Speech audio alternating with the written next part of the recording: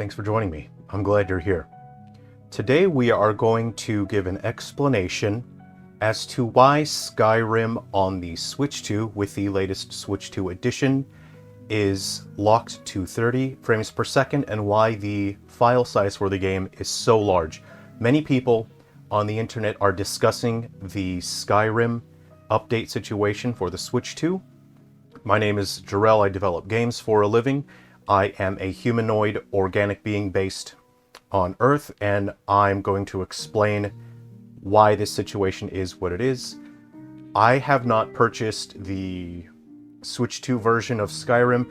I already have the Switch cartridge, but this is just the peasant normal version. Todd Howard told me directly that if I want him to stop re-releasing Skyrim, then I should stop buying it. So I'm not gonna buy it, and I don't really need to play Skyrim again on Switch 2.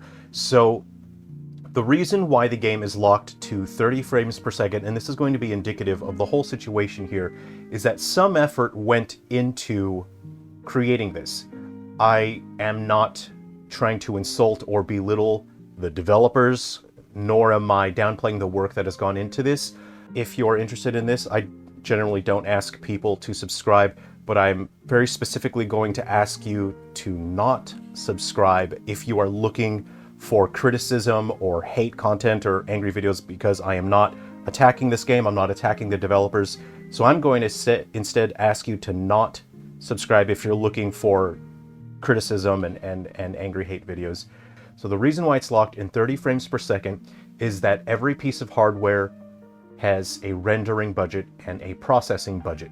And in general, every single thing that is rendered on the screen has a performance cost, as a rendering cost.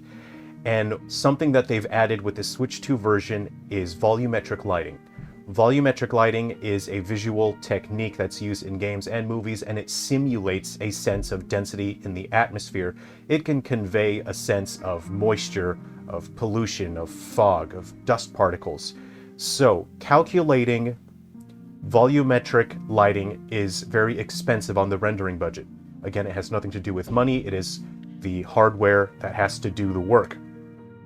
And this game has implemented what looks like high-resolution volumetric lighting. This is a brute force technique. If we take a look at a game like Metroid Prime 4, that game is able to convey the exact same visual information and the exact same kind of fidelity and expression that volumetric lighting does, but it doesn't use volumetric lighting because, again, volumetric lighting is expensive.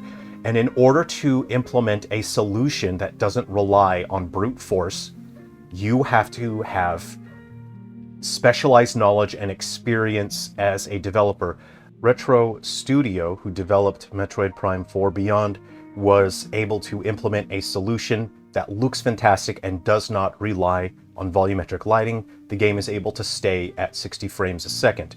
With Skyrim on Switch 2, they relied on brute force volumetric lighting, and I'm not saying that's bad. I'm not saying, oh, they're bad developers, because this is a game where you are exploring large open environments and the developers cannot really control the perspective and the paths that the player will be taking. And if you have a game where there is significant freedom for the player to explore on their own and to view lighting from different perspectives, you have real-time lighting, you really need volumetric lighting for that.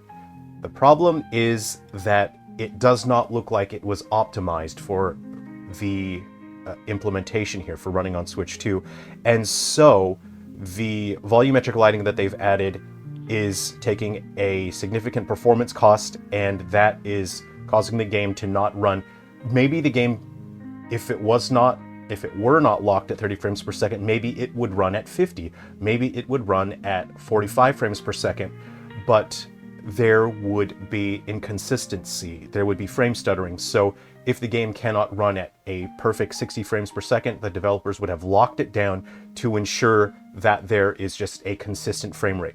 I'm not defending this, I'm just explaining it, that it looks like the main thing that they've added to make the visuals better is volumetric lighting, and that has a massive performance cost.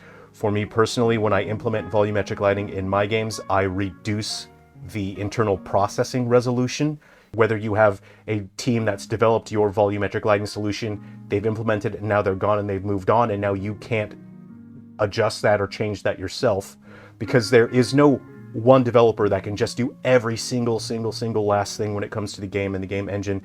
There are different development members that specialize in certain things. So if there are members who do not have specialized knowledge, they would not understand, okay, let's go ahead and just reduce the internal processing resolution for the volumetric lighting, because if they had reduced the internal processing resolution on the volumetric lighting, they would still get very good results. Maybe there's going to be barely noticeable reduction in how sharp your light shafts can be. And that's the end result of reducing. The end result is your light shafts are not as sharp, they're not as detailed. It's a light shaft. It doesn't need to be perfectly sharp. You can reduce it a bit before it looks significantly worse.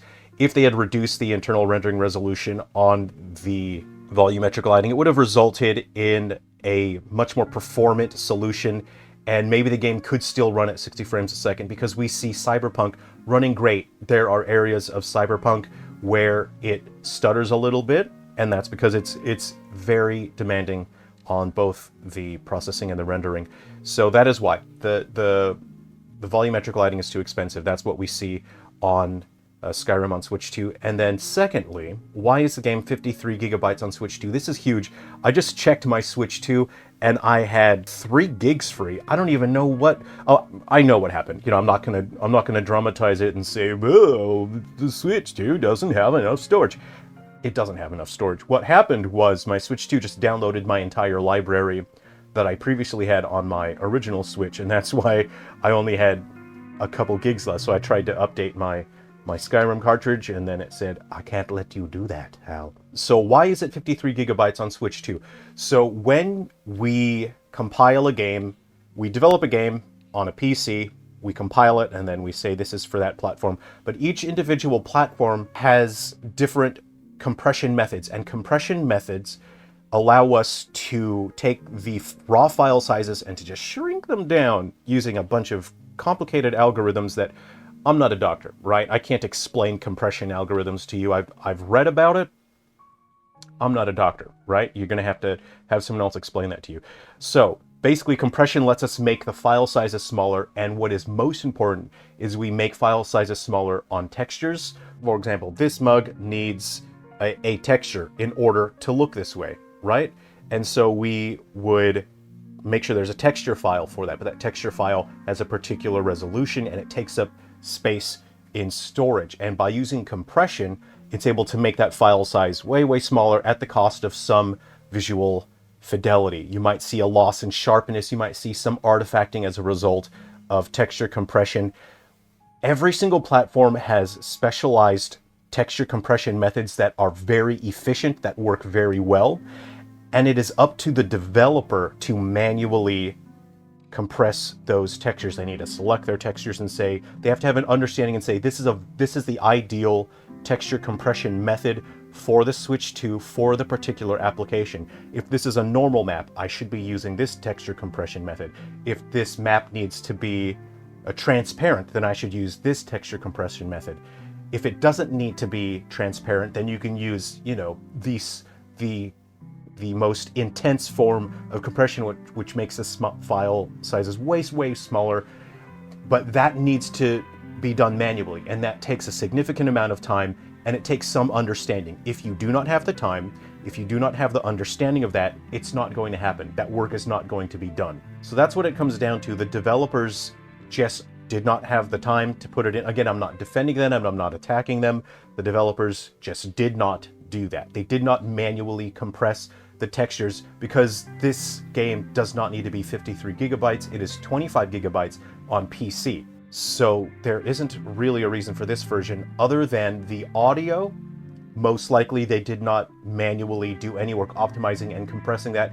Any video files that would be on there are not compressed, and audio can take up a huge amount of space. So it's the audio, and is the textures, especially when we have a lot of particle effects. We have special effects, explosion, fireballs. Those are high resolution textures. Everything on the ground that you see, all the trees, those take up space. And if you do not understand your texture compression methods per platform, and if you do not put in the time, then those will not be compressed appropriately. I hope you've enjoyed sitting in and listening to this explanation. I hope you're having a great holiday season. You know what cookie is my favorite for the holiday season?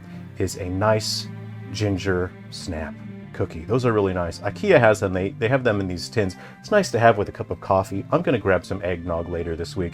I hope you're doing well. Please take care of yourselves. Be well.